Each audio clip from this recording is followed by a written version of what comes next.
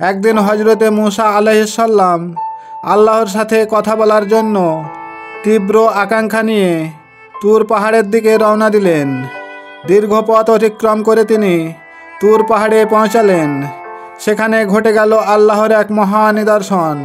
মহান রব্বুল আলামিন এক গায়েবী আওয়াজের মাধ্যমে হজরত মুসা আলাইহিস সালামের সঙ্গে কথা বলা শুরু করলেন।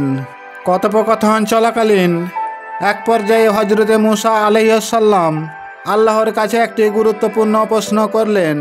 বললেন, হে আল্লাহ, আমাকে বলুন জান্নাতে আমার সঙ্গে কে হবে? সঙ্গে সঙ্গে আল্লাহ রব্বুল আলামিন উত্তরে বললেন, হে আমার নবী মুসা গো, তুমি শুনে রেখো, বনি ইসরায়েলদের মধ্যে একটি ছোট্ট শহরে একজন সাধারণ গরিব কসাই বসবাস করে। সেই কসাই তোমার সঙ্গে জান্নাতের সঙ্গী হবে। আল্লাহ সুবহানাহু ওয়া তাআলার এই গায়েবী বার্তা শুনে মুসা আলাইহিস সালাম একেবারে অবাক হয়ে গেলেন। তিনি অত্যন্ত চিন্তিত এবং মনমরা হয়ে কিছুই আর না বলে আপন ঘরে ফিরে এলেন। ঘরে ফিরে এসে এ কথা চিন্তা করতে করতেই দিন শেষে রাত্রিবেলাতেও বিছানায় শুয়ে শুয়ে ভাবতে লাগলেন যে একজন সাধারণ একটা কসাই কিভাবে এত উচ্চ মর্যাদার অধিকারী হলো, কি এমন কাজ করেছে তা জানার ইচ্ছা মুসা আলাইহিস সালামের প্রবল বেড়ে গেল। তাই ঘুম থেকে উঠে পরের দিন সকাল সকাল আবার হজরত মুসা আলাইহিস সালাম তুর পাহাড়ের দিকে রওনা দিলেন। তুর পাহাড়ে উপস্থিত হয়ে আল্লাহর সঙ্গে কথা বলা শুরু করলেন। বললেন, হে আল্লাহ গো, আমাকে আপনি নবী করে পৃথিবীতে পাঠিয়েছেন, আর সেই হিসাবে আমার তো ধারণা ছিল যে জান্নাতে আমার সঙ্গের সাথী হবে যে কোনো আল্লাহওয়ালা বুজুর্গ বান্দা কিংবা কোনো এক দরবেশ যিনি আল্লাহর অসাধারণ কিছু আমল করেন।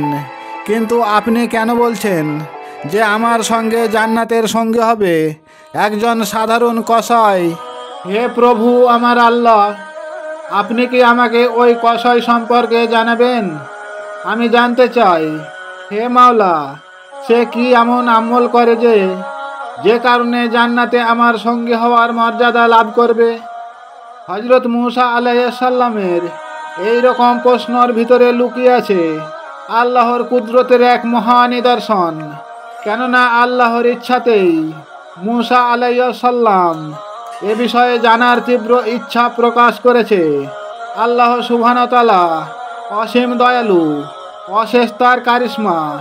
এই মুসা নবীর কৌতূহল পূরণের জন্য আল্লাহ পাক এক গায়েবী আওয়াজের মাধ্যমে মুসা আলাইহিস সালামকে জানালেন, হে আমার নবী মুসা, চলে যাও, বনি ইসরায়েলের মধ্যে একটি ছোট্ট শহরে এক কসাই বসবাস করে।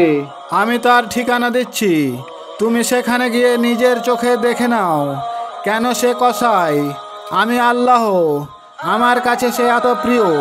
কেন একজন সাধারণ কসাই হয়েও তোমার সঙ্গে জান্নাতের সঙ্গী হবে। এই নির্দেশ পেয়ে হজরতে মুসা আলাইহিস সালাম কৃতজ্ঞতার সঙ্গে আল্লাহর দরবারে দুহাত তুলে শুকরিয়া আদায় করলেন। শুকরিয়া আদায় করে নিয়ে এই রহস্য জানার জন্য বড় আকাঙ্ক্ষা নিয়ে সেই কসাইয়ের বাসস্থানে যাওয়ার উদ্দেশ্যে যাত্রা শুরু করলেন।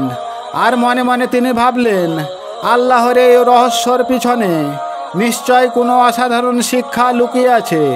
তা জানার আগ্রহ কার না বা থাকে। আর আল্লাহর বান্দাদের নিজস্ব দায়িত্ব আমলের যে একটা সৌন্দর্য থাকে তা দেখার বড় সুযোগ পাবো ভেবেই মুসা আলাইহিস সালাম অত্যন্ত আনন্দিত। তাই আল্লাহর কাছ থেকে কসাইয়ের ঠিকানা পেয়ে হজরতে মুসা আলাইহিস সালাম দীর্ঘ পথ পাড়ি দিয়ে নির্ধারিত শহরে পৌঁছালেন। পৌঁছে গিয়ে দোকানটাও খুঁজে পেলেন। খুঁজে পেয়ে দূর থেকে দাঁড়িয়ে কসাইয়ের কাজকর্ম পর্যবেক্ষণ করতে লাগলেন। তিনি দেখলেন কসাই অত্যন্ত সতর্কতার সহিত মনোযোগ দিয়ে মাংস কাটছেন। কিন্তু কসাইয়ের একটা অন্যরকম মতিগতি প্রত্যক্ষ মুসা আলাইহিস সালামের নজরে এলো যে কসাই তার ভালো ভালো মাংসগুলো আলাদা করে একটি পাত্রে তুলে রাখছেন। এবং দোকানে আসা ক্রেতাদের সঙ্গে তিনি অত্যন্ত সততা ও নম্রতার সাথে খুবই ভালোভাবে আচরণ করছেন। কিন্তু এই সাধারণ কাজ ছাড়া মূসা আলাইহিস সালাম কসাইয়ের মধ্যে আর কোনো তেমন বিশেষ এবাদত বা আমলের নিদর্শন দেখতে পেলেন না। কেননা কিছু দেখতে না পাওয়ারই তো কথা, কারণ কসাই তো এখন দোকানে আছে। আর সেই কারণে কসাইয়ের তেমন কোনো আমল না দেখতে পেয়ে হজরতে মূসা আলাইহিস সালামের মনের মধ্যে আরও কৌতূহল বেড়ে গেল। ভাবছেন, আল্লাহ তাহলে কি কারণে এই সাধারণ একটা কসাইকে আমার সঙ্গে জান্নাতের সঙ্গী করছেন? এই প্রশ্নের উত্তর খুঁজতে খুঁজতে মূসা আলাইহিস সালাম আরও কিছুক্ষণ সেখানে দাঁড়িয়ে অপেক্ষা করলেন। অপেক্ষা করতে করতেই কসাই এবার দোকান বন্ধ করছেন এবং ভালো ভালো মাংস রাখা সেই পাত্রটি হাতে নিয়ে তিনি বাড়ির দিকে রওনা হলেন। তখন হজরতে মূসা আলাইহিস সালাম দূর থেকে কসাইকে অনুসরণ করতে লাগলেন। ভাবলেন, এবার দেখি সে কি করে। কসাইয়ের প্রতিটি পদক্ষেপ মূসা আলাইহিস সালাম নিবিড়ভাবে খুব ভালো করে পর্যবেক্ষণ করছেন। আর ইতিমধ্যেই কসাই যেতে যেতে তার ছোট্ট বাড়িতে গিয়ে পৌঁছালেন। এদিকে মূসা আলাইহিস সালাম কিছুটা দূর থেকেই দাঁড়িয়ে কসাইয়ের বাড়িটি লক্ষ্য করলেন। আর কসাই বাড়ির ভিতরে প্রবেশ করলেন এবং দরজাটাও বন্ধ করে দিলেন। দরজা বন্ধ করে দেওয়ার কারণে হজরতে মূসা আলাইহিস সালাম আর সেদিন কসাইয়ের বাড়িতে না যেতে পেরে নিজের বাড়িতে ফিরে এলেন। ফিরে এসে মূসা নবী আলাইহিস সালাম মনে মনে ঠিক করলেন যে পরের দিন তিনি কসাইয়ের বাড়িতে যাবেন এবং নিজের পরিচয় গোপন করে কসাইয়ের কাজকর্মের মধ্যে কি মহৎ গুণ আছে তা পর্যবেক্ষণ করবেন। আল্লাহর রহস্যময় পরিকল্পনার পুরো চিত্র দেখার জন্য অধীর আগ্রহের অপেক্ষায় থাকলেন। আর ঠিক পরের দিন মূসা আলাইহিস সালাম আবারও কসাইয়ের বাড়ির দরজার সামনে এসে দাঁড়ালেন। দাঁড়িয়ে দেখলেন দরজা বন্ধ করা আছে। তাই তিনি দরজার কাড়া নাড়া দিয়ে, ওগো বাড়ির পরিবার পরিজন, বাড়িতে কেউ আছেন গো? এইভাবে 2-3 ডাক দেওয়ার পরও বাড়ির ভিতর থেকে কোনো সাড়া পাওয়া গেল না। কিছুক্ষণ অপেক্ষা করার পর তিনি ভাবলেন হয়তো বাড়িতে আর কেউই থাকে না। তাই তিনি সেখান থেকে ফিরে গেলেন এবং পুনরায় কসাইয়ের দোকানের দিকে রওনা দিলেন। অনেকখানি রাস্তা হাঁটতে হাঁটতে দোকানের কাছে পৌঁছালেন। পৌঁছে গিয়ে মূসা আলাইহিস সালাম একটুকু দূর থেকে কসাইকে দেখতে পেলেন। দেখতে পেয়ে মূসা আলাইহিস সালাম আবারও কসাইয়ের কাজকর্ম পর্যবেক্ষণ করতে লাগলেন। তবে ঠিক আগের দিনের মতোই কসাই অত্যন্ত মনোযোগ সহকারে মাংস কাটছেন, আলাদা করছেন। আর আলাদা করা টুকরো মাংসগুলো একটি পাত্রে জমা রাখছেন। ঠিক তখনই দোকানে একজন খরিদ্দার এসে হাজির হলো গোশত খরিদ করার জন্য। খরিদ্দার কসাইকে বলল, ও ভাই, ওই যে ভালো ভালো মাংস রাখছেন, ওখান থেকেই আমাকে কিছু মাংস দিন, বিনিময়ে আমি আপনাকে 2 গুণ টাকা দিব। কিন্তু কসাই বিনয়ের সাথে বললেন, ভাই এ কথা মাফ করবেন, কারণ আপনি আমাকে যতই টাকা দিন না কেন আমি এই মাংস বিক্রি করব না, এটি আমি বাড়ি নিয়ে যাব। কসাই ও খরিদ্দার দুইজনের কথোপকথন শুনে মূসা আলাইহিস সালামের কৌতূহল আরও বেড়ে গেল। তিনি মনে মনে ভাবছেন, কসাই তো প্রতিদিন বাড়িতে ভালো ভালো মাংস নিয়ে যায়, অথচ সেদিন দেখলাম তার বাড়িতে তো কেউই নেই। তাহলে এই মাংস সে কার জন্য নিয়ে যাবে? এদিকে দোকানে আসা খরিদ্দার কসাইয়ের ওজন করে দেওয়া মাংস নিয়ে চলে গেল। তার কিছুক্ষণ পরেই কসাই দোকান বন্ধ করে তার ভালো ভালো মাংস রাখা পাত্রটি হাতে নিয়ে বাড়ির দিকে রওনা দিলেন। তৎক্ষণাৎ হজরত মূসা আলাইহিস সালাম কসাইয়ের পিছু পিছু বাড়ির দিকে যেতে লাগলেন। ওদিকে কসাই যেতে যেতে তার বাড়ির দরজা খুলে যখন বাড়ির ভিতরে প্রবেশ করলো, তখন মূসা আলাইহিস সালাম দূর থেকে তাকিয়ে দেখলেন। দেখার পরে তিনি ভাবলেন যে কালকে কসাই দরজা বন্ধ করে দেওয়ার কারণে তার আচরণের মধ্যে কি গুণাগুণ আছে তা কিছুই দেখা যায়নি। তাই আজ এবার আমাকে দেখতেই হবে এই কসাইয়ের বাড়িতে কসাই কি করে। আল্লাহর কাছে সে কি এমন আমল করছে যার কারণে তাকে জান্নাতে আমার সঙ্গী করা হবে। তাই বলে মুসা আলাইহিস সালাম আর কোনো দ্বিধাবোধ না করে দরজার সামনে এসে তিনি দরজায় কাড়া নাড়া দিয়ে জোরে এক ডাক দিলেন, বাড়িতে কেউ আছেন গো? আর বলা মাত্র সঙ্গে সঙ্গে বাড়ির ভেতর থেকে আওয়াজ দিয়ে কসাই বলল, কে তুমি, কি চাও? বাইরে থেকে মুসা আলাইহিস সালাম বললেন, আমি একজন মুসাফির ভাইজান, বিপদে পড়ে আপনার দরজার সামনে এসে দাঁড়িয়েছি। শুধু আজকের রাতটুকু কাটানোর জন্য আপনার কাছে একটুকু আশ্রয় চাই। এ কথা শুনে সঙ্গে সঙ্গে বাড়ি থেকে কসাই বেরিয়ে এলেন।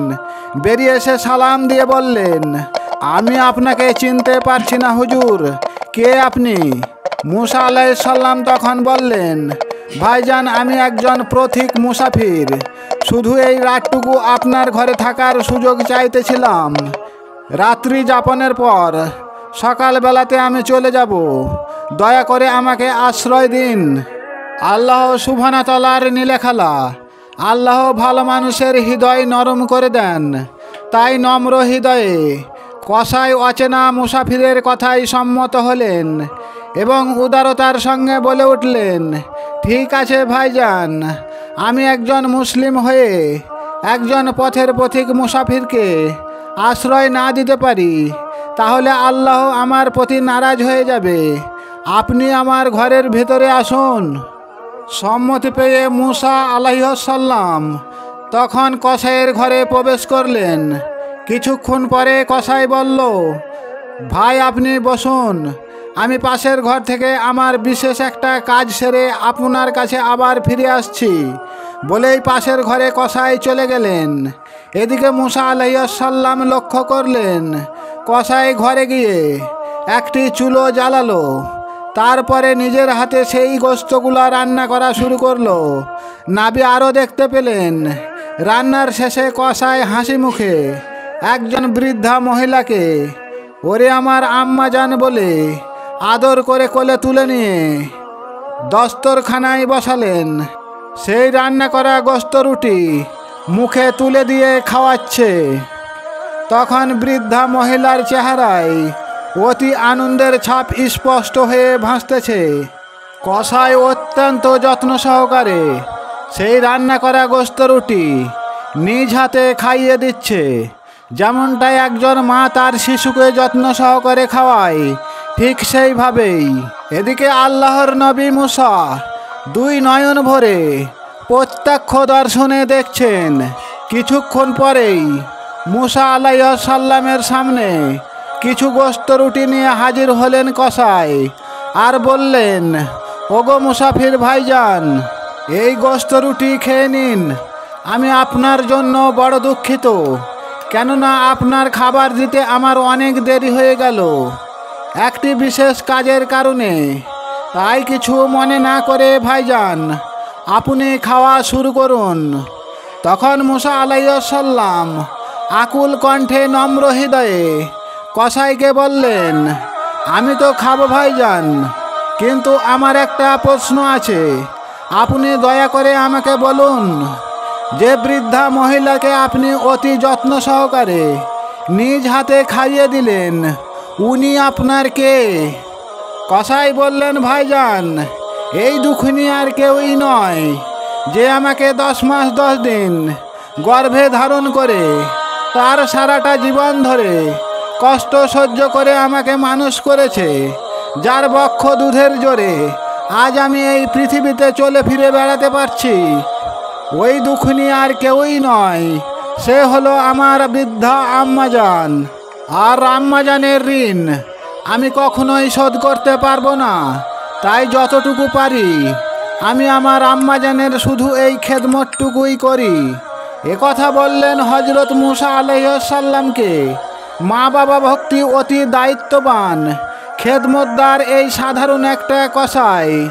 এদিকে কসাইয়ের কথা শোনা মাত্রই সঙ্গে সঙ্গে মুসা আলাইহিস সালাম তিনি আরও দেখতে পেলেন বৃদ্ধা মা ঘরে বসে বসে আল্লাহ রাব্বুল আলামিনের দরবারে 2 হাত তুলে বৃদ্ধা মা দোয়া করছেন, বলছেন, হে রব্বুল আলামিন, আমার ছেলে প্রতিদিন আমার জন্য দোকান থেকে ভালো ভালো গোশতের টুকরো নিয়ে আসে এবং নিজ হাতে রান্না করে আমাকে সেবা যত্ন করে প্রাণ ভরে খাইয়ে দেয়।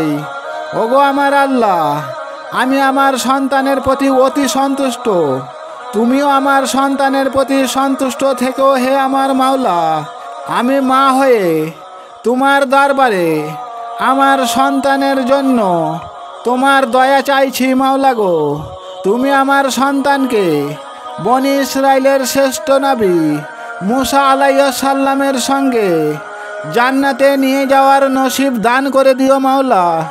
এইবার নিজের চোখে প্রত্যক্ষ দৃশ্য দেখে মুসা আলাইহিস সালাম একেবারে বিস্ময়ে অভিভূত হয়ে গেলেন। তিনি এইবার বুঝতে পারলেন আল্লাহর কাছে এই বৃদ্ধা মায়ের সন্তুষ্টি ও দুয়া কতখানি মূল্যবান। তবে কেন আল্লাহ এই কসাইকে আমার সঙ্গে জান্নাতের সঙ্গী করবে না? প্রত্যক্ষ এই ধারণায় বুঝতে পেরে পরের দিন মুসা আলাইহিস সালাম আবারও তুর পাহাড়ে রওনা দিলেন। সেখানে গিয়ে তিনি আল্লাহর সঙ্গে কথা বলা শুরু করলেন। হে রব্বুল আলামিন, আমি কসাইয়ের তেমন কোনো বড় আমল দেখতে পাইনি, কিন্তু ওগো আমার আল্লাহ, তার মধ্যে একটি বিশেষ গুণ লক্ষ্য করেছি। সে যে তার বৃদ্ধা মায়ের প্রতি অতি শ্রদ্ধাশীল এবং অতি ভালোবাসাপূর্ণবান। প্রতিদিন সে দোকান থেকে ভালো ভালো গোশতের টুকরো নিয়ে এসে নিজ হাতে রান্না করে মায়ের মুখে তুলে খাইয়ে দেয়। এইবারে মুসা আলাইহিস সালামের এই কথা শুনে আল্লাহ রব্বুল আলামিন গায়েবী আওয়াজ দিয়ে বললেন, হে মুসা, তুমি এইবার বুঝতে পারছো। মনে রেখো, এই বৃদ্ধা মা সন্তানের প্রতি অত্যন্ত খুশি ও সন্তুষ্ট। এদিকে তার ছেলে যেমন মায়ের খেদমত করে, তেমনি তার মা প্রতিদিন আমার দরবারে দু হাত তুলে দোয়া করে, বলে, ওগো আমার আল্লাহ, তুমি আমার ছেলেকে মুসা নবীর সঙ্গে জান্নাতে নসিব করে দিও হে মাওলা। সমস্ত জাহান ও জান্নাতের সব কিছুর মালিক আমি আল্লাহ, আর আমি সব কিছু ফিরিয়ে দিতে পারি। ফিরিয়ে দিতে পারলেও আমি আল্লাহ মায়ের দোয়া কখনো ফিরিয়ে দিতে পারি না। মায়ের দোয়া আমি কবুল করে নিয়েছি, তাই সেই কসাই জান্নাতে তোমার সঙ্গে সঙ্গী হয়ে যাবে। আর এইবার তুমি নিশ্চয় বুঝতে পেরেছ যে একজন সাধারণ কসাই হয়েও তোমার সঙ্গে কেন জান্নাতের সঙ্গী হবে। হে আমার পয়গম্বর নবী মুসা, এই বার্তা তোমার উম্মত আমার বান্দাদেরকেও জানিয়ে দাও। যে বান্দা মাতা পিতাকে সন্তুষ্ট করতে পারলো না, সে যতই কিছু করুক না কেন, জান্নাত তো দূরের কথা, জান্নাতের খুশবুটুকুও পাবে না। আর আমি আল্লাহ এটাও আমার বান্দাদের জানিয়ে রেখো, যে বান্দা বাবা মাকে রাখলো সন্তুষ্টি, তাকে আমি নিজ হাতেই দেব জান্নাতের চাবিকাঠি। এইবার মুসা আলাইহিস সালাম বুঝতে পারলেন এই কসাই আল্লাহর নিকট কত সম্মানিত একজন বান্দা।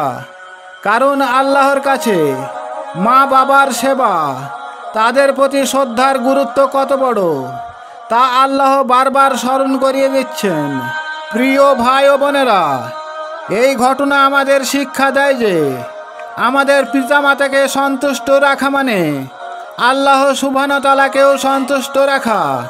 পিতামাতার প্রতি খেদমত, শ্রদ্ধা, ভালোবাসার কারণে একজন সাধারণ মানুষও নবীদের সঙ্গী হয়ে জান্নাতে যেতে পারে।